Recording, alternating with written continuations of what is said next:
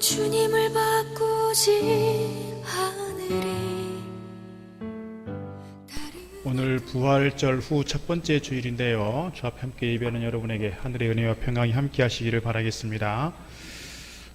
요즘에는 아침에 좀 쌀쌀합니다만 그래도 낮에는 20도가 올라가는 그런 따뜻한 날씨가 계속되고 있습니다. 여러분의 삶의 가정에 주신 기업 가운데 따뜻한 바람이 훈풍이 불어가기를 바라고 주님의 따스한 은혜의 햇살이 여러분 가운데 가득하시기를 바라겠습니다. 코로나 상황이 좀 수그러지나 했는데 또다시 이렇게 확산되고 있습니다. 여러분들 건강에 유의하시고 교회 오실 때나 어딜 가시든지 늘 발열 체크하시고 방역 수칙들을 잘 지켜가면 좋겠다 싶습니다. 이렇게 서로 교인들끼리 만날 때에도 너무 가까이 하지 않고 적당하게 떨어져서 이렇게 하시면 좋을 것 같습니다. 그래서 교회에 누가 와도 교회는 안전하다 그런 마음이 좀 들 수 있도록 그렇게 힘써주시면 감사하겠습니다. 사람이 처음 마음, 초심을 끝까지 유지한다는 것이 참 중요한 것 같습니다. 처음이나 나중이나 한결같은 사람, 어떻게 보면 존경받을 만한 사람이고 신뢰받는 사람이다 이렇게 말씀드릴 수 있습니다. 가끔씩 보면 처음에는 잘하는 것 같은데 조금 시간이 지나고 나면 열정이 떨어지고 믿음도 떨어지고 자꾸 이렇게 심지어는 마음이 달라지는 경우들을 종종 볼 수 있습니다. 좋은 친구란 처음 만났을 때의 그 우정에 대해서 끝까지 잘 지켜가는 것이 좋은 친구일 것입니다. 친구가 상황이 좋든 상황이 좋지 않든 같은 마음을 가지고 끝까지 그 우정이 변치 않는 것 좋은 친구이겠죠. 좋은 믿음의 사람이라고 하는 것도 처음 우리가 주님 믿고 구원 얻었을 때의 그 감격, 하나님께로부터 받은 은혜에 대한 감사, 그리고 주님께서 부르신 그 부르심에 대한 소명에 대한 열정, 이런 것들이 우리가 끝까지 지속될 때, 초지일관할 때 이런 사람들을 좋은 믿음의 사람이다 이렇게 말씀드릴 수가 있습니다. 처음에는 바짝 열심히 기도하고 열심히 헌신하는 것 같은데 좀 시간이 지나고 나니까 그 열정을 어딘가 식어져 버리고 그 믿음이 어디로 가버리고 오히려 신앙생활에 등한시하고 이렇게 된다면 좋은 믿음의 사람이다 이렇게 말하기가 곤란할 것 같습니다. 오늘 우리가 누구에게라도 특별히 우리 주님께로부터 좋은 믿음의 사람이다 인정받을 만한 저 여러분 되기를 축복합니다. 오늘 제목을 그래서 초심 유지하기 이렇게 잡아봤습니다. 초심 유지하기. 제가 사실은 이번에 이제 문고리 신방을 하면서 저 개인적으로 느끼는 바가 있어서 사실은 제목을 이렇게 잡았고 오늘 본문을 잡다 보니 아나니아와 삽비라 이야기를 하게 되었습니다. 아나니아와 삽비라 이야기는 저희 어렸을 때 부흥사들이 오셔서 막 설교하면 되게 무섭게 협박하듯이 설교하셨어요. 11조 정직하게 해! 틀리게 하면 벌 받아! 막 이런 설교 막 들었단 말이에요. 되게 무섭게 설교를 들었던 기억이 있습니다. 11조는 정말 정직하게 해야 되는구나. 내가 11조를 낸다고 내면서 정직하지 않게 내면 오늘 아나니아 꼴 되겠구나. 뭐 그런 어떤 두려움이 있었던 것 같습니다. 그런데 오늘 본문의 말씀을 보면서 꼭 그렇게만 해석을 해야 되겠는가? 또 다른 측면에서 해석을 할 수 없겠는가? 저는 그래서 오늘 초심 유지하기라고 하는 맥락에서 오늘 본문의 사건을 좀 정리해 보려고 하는 겁니다. 예수님께서 십자가에 돌아가시고 사흘 만에 부활하셨습니다. 부활하신 주님이 이 제자들을 만나러 가시고 또 제자들이 빈 무덤까지도 확인을 했지만 여전히 제자들은 두려움이 있었습니다. 공포스러웠습니다. 죽음에 대한 무서운 그런 감정들이 있었습니다. 그러다가 부활하신 주님을 직접 만나게 되고요. 도마도 직접 옆구리에 손을 대보고 주님과 함께 식사를 나누어 가면서 그들이 주님을 만나면서 달라지기 시작합니다. 그리고 주님께서 40일 후에 승천하시면서 성령을 기다리라 그랬어요. 그리고 오순절 때 성령 강림 사건이 그들 가운데 있게 됩니다. 그랬을 때 두려움과 공포에 있었던 제자들이 확 달라졌어요. 어디 밖에 나갈 수 없었던 이 제자들이 담대하게 공회 앞에 가 설교합니다. 길거리 나가서 막 설교합니다. 우리로 말하면 공안 통치 같은, 지금으로 말하면 미얀마 사태 같은 이런 상황인데 나가서 막 설교하고 복음을 전하고, 그러니까 막 3,000명이 돌아오고 5,000명이 돌아오는 기적 같은 역사와 부흥이 일어나는 거예요. 그렇게 교회가 부흥할 뿐만 아니라 그들의 공동체가, 초대교회 공동체가 정말 천국 같은 공동체로 달라지는 걸 볼 수 있어요. 자기가 가지고 있는 재산을 팔아서 아낌없이 기부하고 헌금합니다. 그러니까 오늘 본문의 말씀 앞부분 보게 되면 그들 가운데 가난한 자가 없었다, 그렇게 설명하고 있습니다. 특별히 어떤 사람이 등장하냐면 바나바라고 하는 사람이 등장하는데, 바나바는 자기 재산을 팔아서 사도들 앞에 발 앞에 두었고, 바나바가 많은 사람들에게 아마 칭찬받은 것 같습니다. 바나바만 그렇게 한 것이 아니라 그때 당시에 많은 사람들이 그렇게 헌신했다는 거예요. 특별히 바나바가 등장하게 된 것은 안디옥 교회가 세워질 때 예루살렘 교회를 대표해서 안디옥 교회로 파송된 사람이 바나바다 보니 바나바가 아마 더 노출이 됐던 것 같습니다. 오늘 그 배기의 말씀을 사도행전 4장 31절로 37절에서 기록하고 있습니다. 제가 잠깐 읽어보겠습니다. 빌기를 다음에 모인 곳이 진동하더니 무리가 다 성령에 충만하여 담대히 하나님의 말씀을 전하니라. 믿는 무리가 한 마음과 한 뜻이 되어 모든 물건을 서로 통용하고 자기 재물을 조금이라도 자기 것이라 하는 이가 하나도 없더라. 사도들이 큰 권능으로 주 예수의 부활을 증언하니 무리가 큰 은혜를 받아 그 중에 가난한 사람이 없으니 이는 밭과 집 있는 자는 팔아 그 판 것의 값을 가져다가 사도들의 발 앞에 두매 그들이 각 사람의 필요를 따라 나누어 줌이라. 구브로에서 난 레위족 사람이 있으니 이름은 요셉이라. 사도들이 일컬어 바나바라 번역하면 위로의 아들이라 하니 그가 밭이 있음에 팔아 그 값을 가지고 사도들의 발 앞에 두니라. 초대교회가 얼마나 유무상통했는지 서로를 돕고 한 가족으로서 서로를 잘 살피면서 아름다운 공동체를 세워갔는지를 잘 설명해 주고 있습니다. 그때 감동받은 사람이 있었어요. 대부분의 사람들이 그랬겠지만 그 감동받은 사람 중에 한 사람이 누구냐면 아나니아예요. 아나니아도 주님의 어떤 십자가를 경험했고 주님 부활하신 주님을 만나게 되었고 성령 임재를 경험했던 그 아나니아, 큰 은혜에 대한 감격 속에서 우리도 바나바처럼 저분들처럼 저렇게 우리도 섬겨야 되겠다, 그런 감동이 온 거예요. 그래서 뭘 했어요? 자기도 밭을 팔았어요. 오늘 2장 1절 말씀에서 그렇게 얘기하는 겁니다. 2장 1절 아나니아라 하는 사람이 그의 아내 삽비라와 더불어 소유를 팔아 그랬어요. 자기 아내와 함께 생각을 맞춘 거예요. 한 마음이 됐어요. 둘 다 감동이 됐다는 거예요. 그래서 재산을 팔았어요. 문제는 그 다음이에요. 그 다음에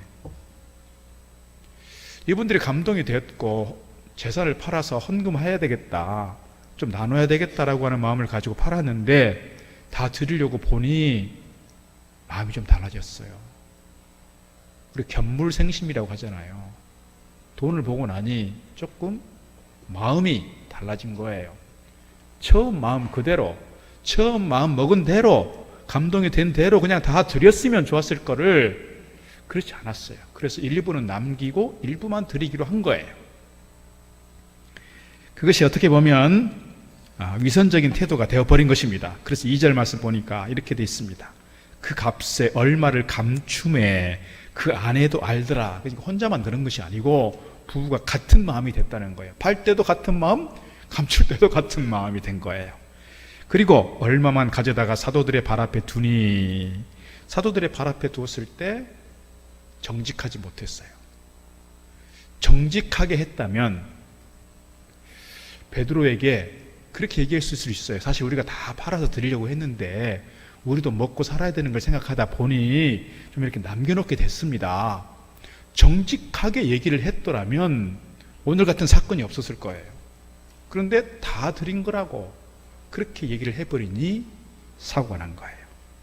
3절 베드로가 이르되 아나니아야 어찌하여 사탄이 너의 마음에 가득하여 네가 성령을 속이고, 누구를 속여요? 성령을 속이고 땅값 얼마를 감추었느냐. 4절 땅이 그대로 있을 때에는 네 땅이 아니며 판 후에도 네 마음대로 할 수가 없더냐. 어찌하여 이 일을 네 마음에 두었느냐. 사람에게 거짓말한 것이 아니요 하나님께로다. 거짓말한 것이 사도들 앞에서, 사람들 앞에서 한 것이 아니고 누구에게 하는 것이었어요?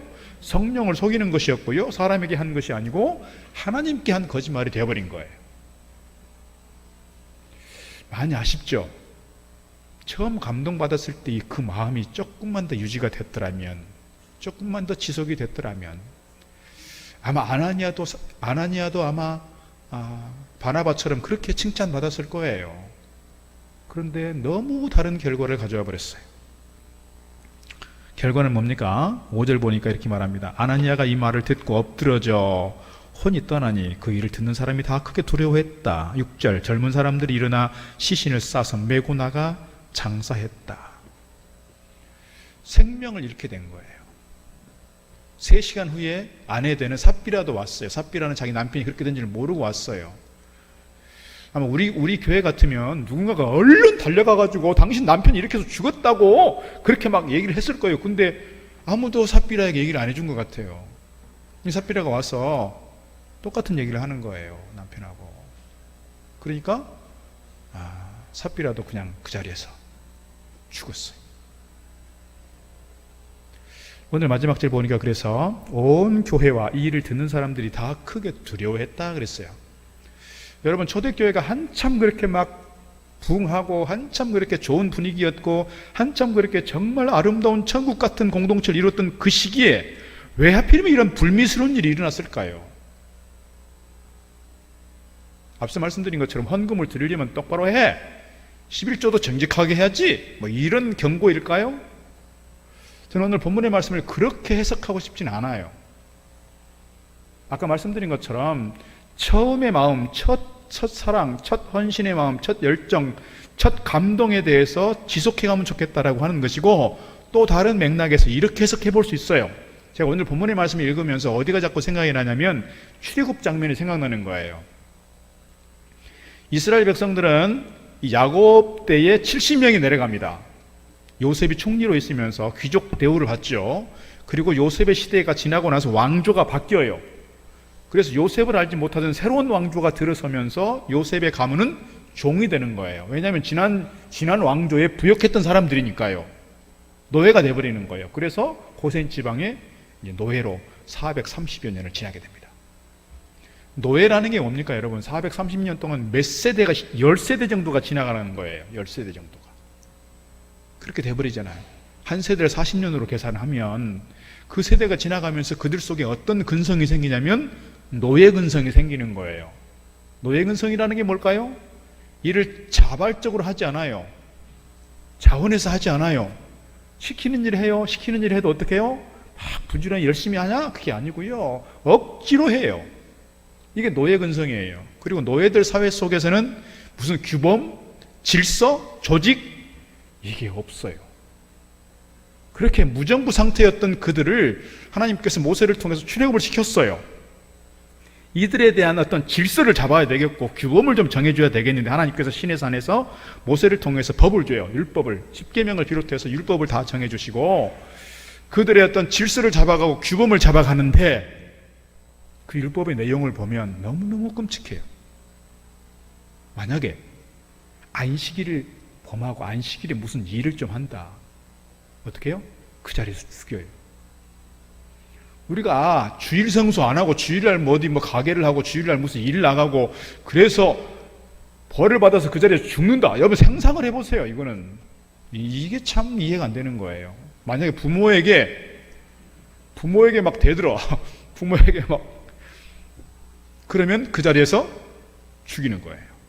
집안의 망신이 됐다. 동네 수치가 됐다. 그럼 동네 사람들이 그를 돌을 던져서 죽이는 거예요. 형제에 대해서 욕하는 사람들 어떻게 해요? 죽이는 거예요. 그냥 까딱하면 죽여요. 까딱하면 죽여. 왜 그럴까요? 그때 당시에는 그렇게 강력한 규범이 필요했어요. 왜요? 노예 근성을 가지고 있는 그들을 규범화시키고 조직화하고 질서를 잡아가기 위해서는 뭔가 강력한 법적 장치가 필요했어요. 그래서 그렇게 율법이 강하게 된 거예요. 그렇게 이해를 해볼 수 있다 이 말입니다. 그 40년 동안, 물론 40년을 광야 생활하게 된 중요한 이유가 이 가나안을 정탐할 때 40일 동안 했고 12지파가 한 사람씩 가서 10명 했다는 거 그거 가지고 40년을 그렇게 설명도 하고는 있지만 한편에서 다른 측면으로는 그렇게 해석할 수 있다 이거예요. 오늘 초대교회가 그렇게 강력한 영적 부흥의 역사가 일어났고 수많은 사람들이 모이게 되면서 아름다운 공동체가 됐는데 왜 이런 불미스러운 일이 일어났는가를 생각하면 그렇게 해석해 볼 수 있다는 거예요. 지금 모여있는 사람들이 주고 누구냐면요, 유대인들이에요. 유대인들은 뭐에 익숙한 사람들이에요? 율법에 익숙한 사람들이에요. 물론 6장에 가면 이제 헬라인들이 있어서 헬라인들에 대해서 차별하게 되고 헬라인들에 대해서 잘 살피지 못한 것 때문에 분쟁이 일어나게 되었고 그것 때문에 7집사를 세우는 게 있습니다만 대부분의 사람들은 유대인들이에요. 이 유대인들이 예수 그리스도의 복음 안에서 새로운 인생을 살아가게 되고 예수 그리스도를 중심으로 해서 뭔가 재편돼야 되는 과정 속에서 이 사람들이 하나님에 대하여 두려워하는 마음으로, 특별히 사도들의 어떤 권위에 대해서 그런 강력한 어떤 리더십이 필요했다는 거예요. 그리고 그런 질서가, 새로운 영적 질서가 필요했어요.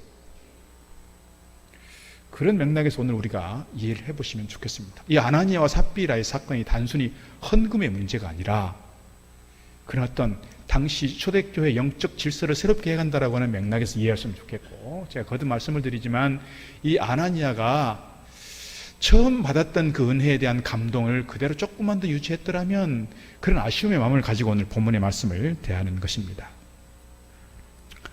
그들이 처음 구원의 감격과 공동체에서의 그 은혜 체험이 사단의 계략으로 무너지지 않고 지속될 수 있도록 그렇게 강력한 본보기를 보여주셨다, 이렇게 말씀을 드릴 수가 있는 것입니다.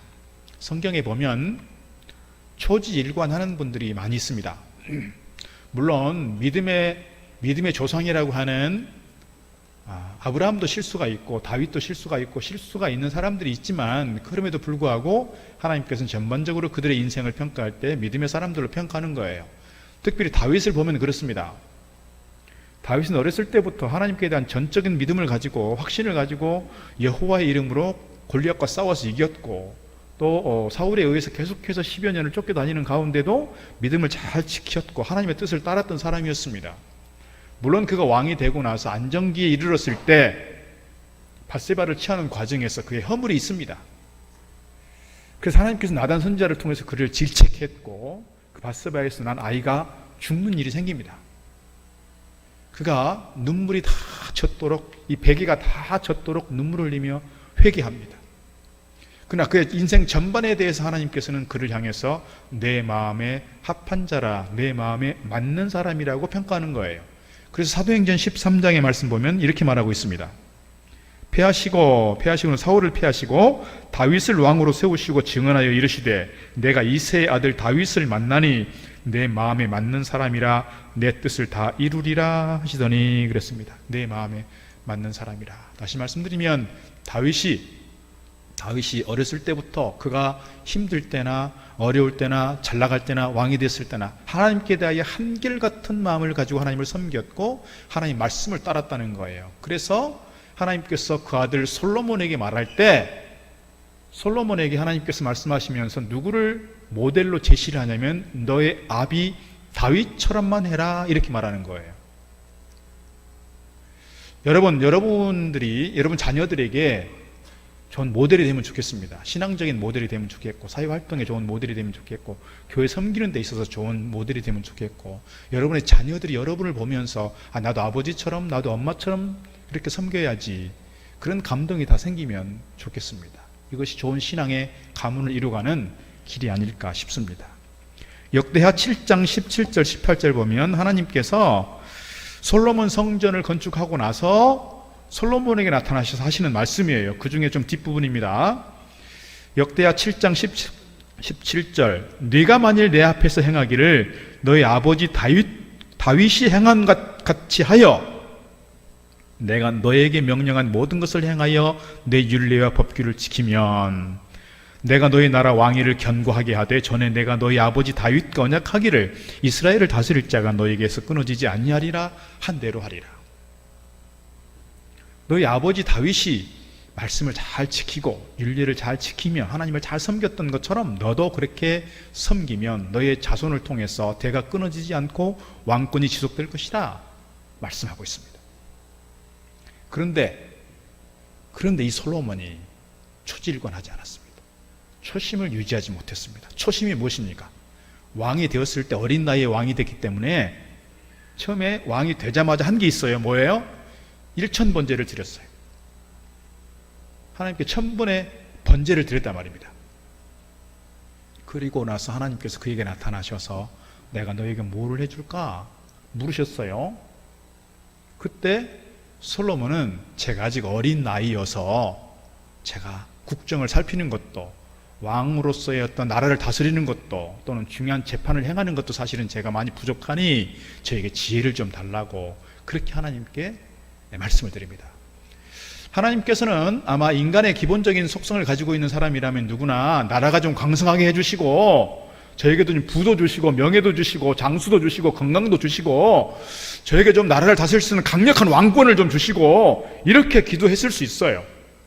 그런데 솔로몬이 지혜를 달라고 하시니 하나님께서 그를 어여삐 보시고 그가 구하지 않은 다른 것까지 다 주셨다 그랬어요. 그리고 한 일이 뭐냐면 아버지 때부터 준비해왔던 성전 건축을 완공하는 거예요.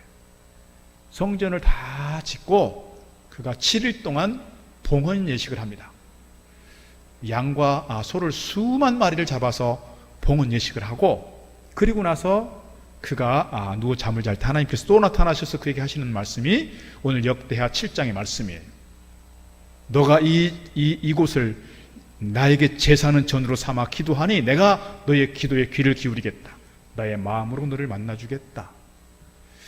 그렇게 말씀하시면서 주시는 말씀이 아까 말씀하신 다윗과 같이만 행하라. 그런데 하나님께서 약속하신 이 말씀을 제대로 지키지 못했어요. 그가 명성이 자자해졌죠. 그래서 다른 외국의 왕들이 그에게 와서 자문을 구하고 솔로몬처럼 그때 부한 나라가 없었다 그랬어요. 하나님께 큰 은혜를 받았고 축복을 받은 것입니다. 그런데 그가 정략적인 결혼을 하게 되죠. 누구랑 하냐면 이방 족속들과 이방의 공주들과 정략 결혼을 합니다. 그래서 이쪽에 있는 왕 저쪽에 있는 왕 다 이렇게 그렇게 연결을 합니다. 관계를 맺죠. 정치적인 동맹을 맺는 겁니다. 근데 문제는 뭐냐면 그 공주들이 들어올 때 자기들이 섬기는 그 우상을 그대로 가지고 들어와요. 그리고 그 신당을 만드는 거예요. 여기 청계 계곡에 가면 굿당이 있는 것처럼 예루살렘 주변에 있는 산 곳곳마다 산당이 생기는 거예요. 굿당 같은 게 생긴단 말입니다. 그러니까 나라가 하나님께 대하여 집중하지 못하고 왕을 비롯해서 온 백성들의 마음이 다 거기에 빼앗겨요. 처음 본 것들이 많으니까 다 솔깃해서 그쪽으로 빠지게 되고 하나님께 대한 제사에 소홀하게 되는 겁니다. 그래서 하나님께서 결국 그를 사실은 그가 당대에 나라가 갈라지는 건 아니지만 하나님께서 그에게 계속해서 지속적으로 하나님께서 은혜를 베푸시는 것이 아니라 그 다음 때에 가서 결국은 나라가 분열되는 안타까운 일이 생기는 걸 볼 수가 있습니다. 오늘 우리에게 있어서 처음 받았던 그 은혜와 감동 끝까지 잘 지속되고 우리가 주님 앞에 갈 때까지 믿음 안에서 힘써 주님을 섬기고 예배하는 신실한 주의 일꾼들 다 될 수 있기를 축복합니다. 사도 요한이 요한계시록 2장 3장을 기록할 때 그가 반모섬에서 하나님께 계시를 받아 기록하는 건데요. 요한계시록 2장 3장은 초대교회 소아시아에 있는 7교회에 쓰는 편지 내용이고 그 7교회에 대한 평가의 내용들이에요. 그 첫 번째 교회가 어디냐면 에베소 교회예요. 에베소는 사도 바울이 아주 심혈을 기울여서 제일 오랜 시간 동안 그곳에 머물면서 2년 동안 두란노 서원을 세웠고 그곳에서 쉽게 말하면 신학교 같은 걸 세워서 많은 제자들을 양육했고 주의 일꾼들을 키웠던 그곳이에요. 그리고 사도 요한이 반모섬에서 풀려나서 맨 마지막에 인생 말년을 그곳에서 목회하면서 마지막까지 서로 사랑하라고 외쳤던 그 교회가 에베소 교회예요. 사도 바울이 자기 후계자였던 디모데를 보내서 디모데로 하여금 목회하게 했던 그 교회 에베소 교회예요. 그러니까 에베소 교회는 소아시아 지역 중에서 가장 어떻게 보면 좀 중심에 있는 교회다 이렇게 말씀드릴 수 있어요. 그런데 그 주변의 환경을 보면 지리적 정치적 환경을 보면 이렇게 성도들이 쉽게 신앙생활할 수 없는 상황이라는 거예요. 중요한 무역항이다 보니까 돈이 많아요. 돈이 많다 보니까 뭐가 생길까요? 향락산업이 발달합니다. 특별히 그곳에 아데미라고 하는 신전이 있는데 그 아데미는 제우스 신의 딸이에요. 제우스 신의 딸인데 어떤 신이냐? 쾌락과 섹스의 신이에요. 그러니까 그곳에서 비롯되는 수많은 어떤 향락산업이 발달해 있는 그 상황 속에서 이 신실하게 하나님을 섬기고 예배하기가 사실은 쉽지 않을 거예요. 오늘 우리가 살아가면서 이 세상 가운데 있는 이 어떻게 보면 즐거움을 주고 재미를 주는 많은 문화가 있는데, 이 문화와 우리를 스스로 잘 단절해서 하나님께 집중하고 예배하겠다, 이렇게 하기가 어렵잖아요. 적당한 선에서 예배도 하고 하나님도 섬기고 또 뭐 즐길 거는 즐겨야지, 이게 사실 우리 보통 생각이란 말이죠. 에베소 교회가 그럴 수 있는데 그렇지 않고 진실하게 하나님을 섬겼어요. 특별히 이단들이 교회에 가장 많은 문제를 일으켰던 교회 중에 하나가 에베소 교회일 텐데, 그 에베소 교회가 이단들에 대해서 정말 정확하게 분별해냈고 척결해냈어요. 그리고 그들이 얼마나 칭찬받은 일들이 있는지를 잘 설명해 주고 있습니다. 요한계시록 2장 2절에 보면 이렇게 되어 있습니다. 내가 너의 행위와 수고와 너의 인내를 알고 또 악한 자들을 용납하지 아니한 것과 자칭 사도라 하되 아닌 자들을 시험하여 그의 거짓된 것을 네가 드러낸 것과 또 네가 참고 내 이름을 위하여 견디고 게으르지 아니한 것을 내가 아노라 그랬어요. 그들에 대해서 칭찬하고 있는 거예요. 주님께서 그들을 칭찬합니다. 너의 행위와 수고와 인내를 내가 안다. 그리고 게으르지 않고 잘 섬겼던 거 안다. 그리고 이단에 대해서, 거짓 그리스도에 대해서, 악한 세력들에 대해서 잘 배척해낸 거 안다. 칭찬했어요. 그런데 책망도 하나 있다는 거예요. 책망. 그게 뭐냐? 4절입니다.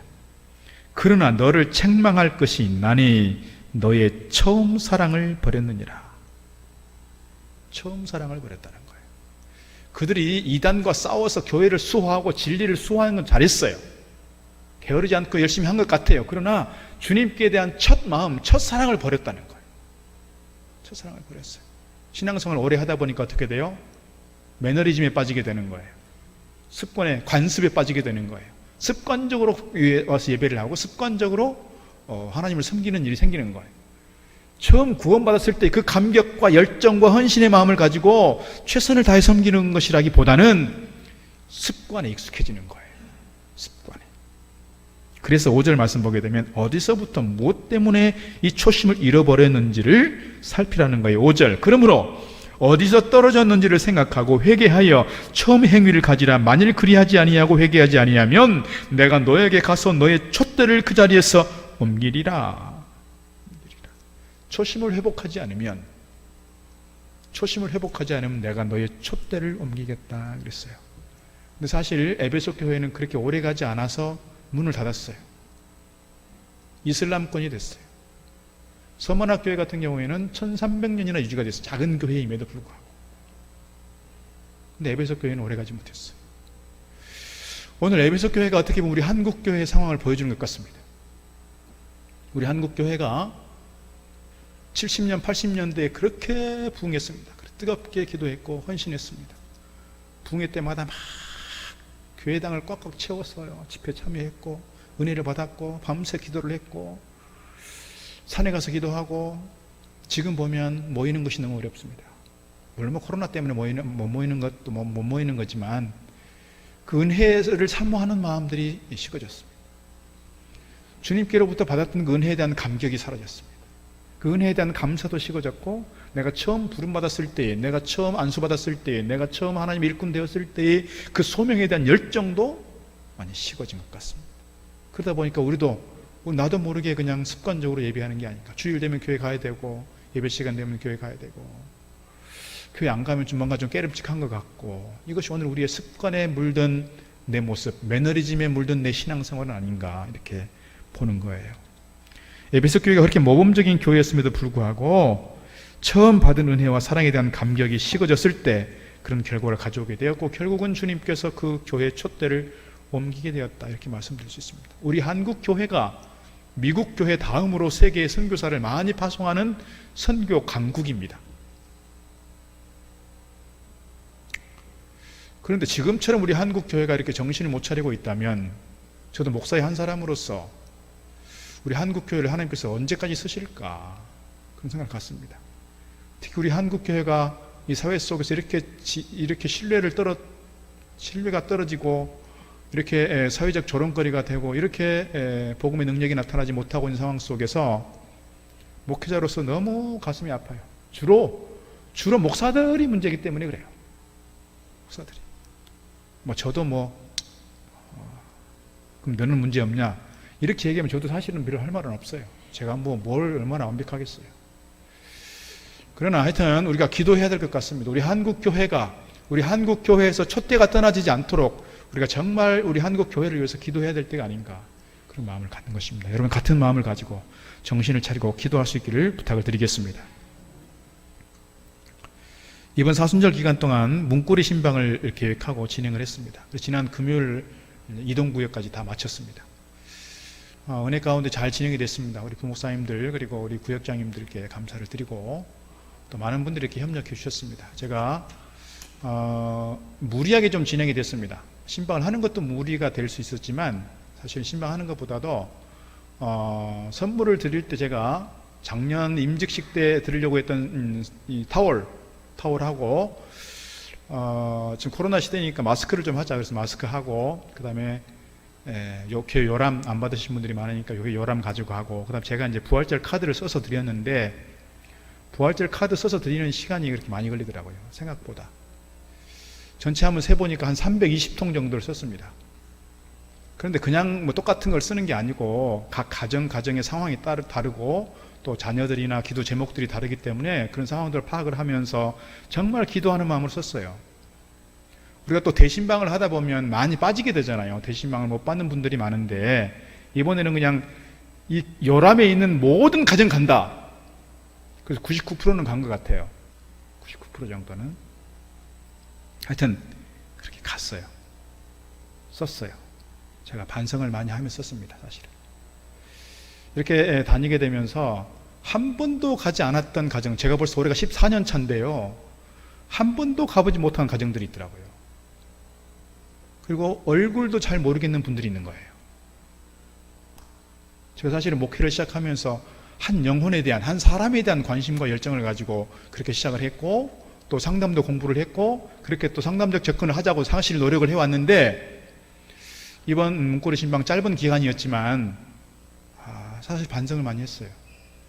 내가 과연 얼마나 한 사람 한 영혼에 대해서 관심을 갖고 있었고 열정을 품고 있었는가. 교회 몇 년을 안 나오면 우리가 어떻게 관리하냐면 소망구역으로 빼요. 각 구역에서 소망구역으로 보낼 사람들 소망구역으로 보내. 소망구역에 있다가 또 이렇게 오랫동안 또 안 나오면 아예 이제 제적을 시키는 거예요. 근데 우리는 너무 쉽게 소망구역으로 보냈던 건 아닌가. 그런 반성. 그리고 소망구역에 있는 분들에 대해서 우리가 너무 무관심했구나. 그래서 제가 이제 노예가 끝나고 나면 소망구역에 대해서 조금 더 관심을 가지고 좀 돌아보려고 합니다. 목회자가 팔방미인이 되어야 된다고 합니다. 팔방미인이 뭡니까 여러분?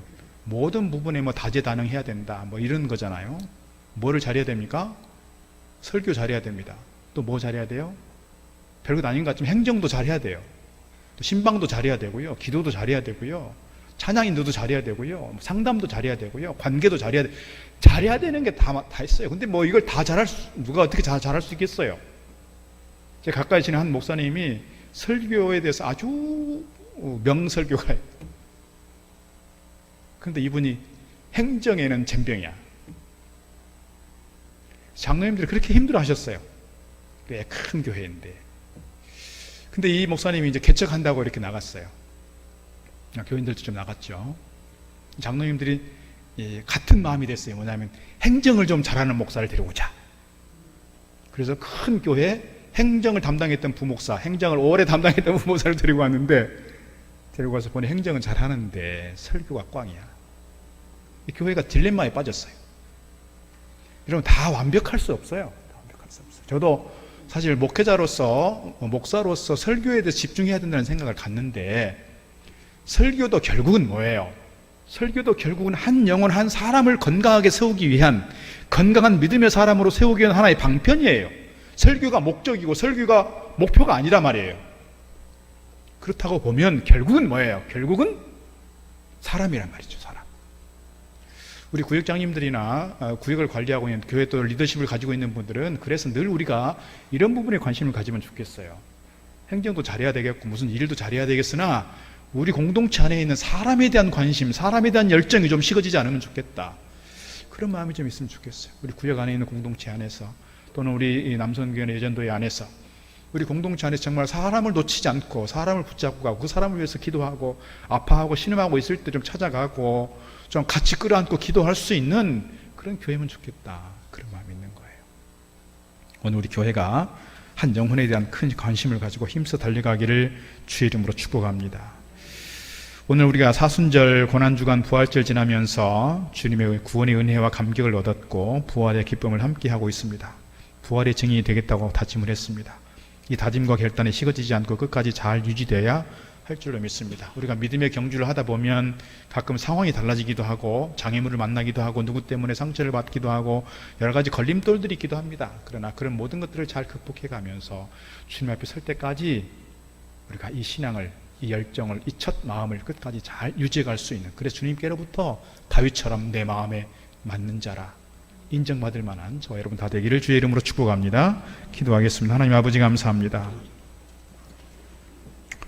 오늘 부활절 후 첫 번째 주일 저희들이 주 앞에 나와 함께 예배하게 하시고 함께 말씀과 더불어 주님께 찬양하며 나아가도록 은혜 주시니 감사드립니다.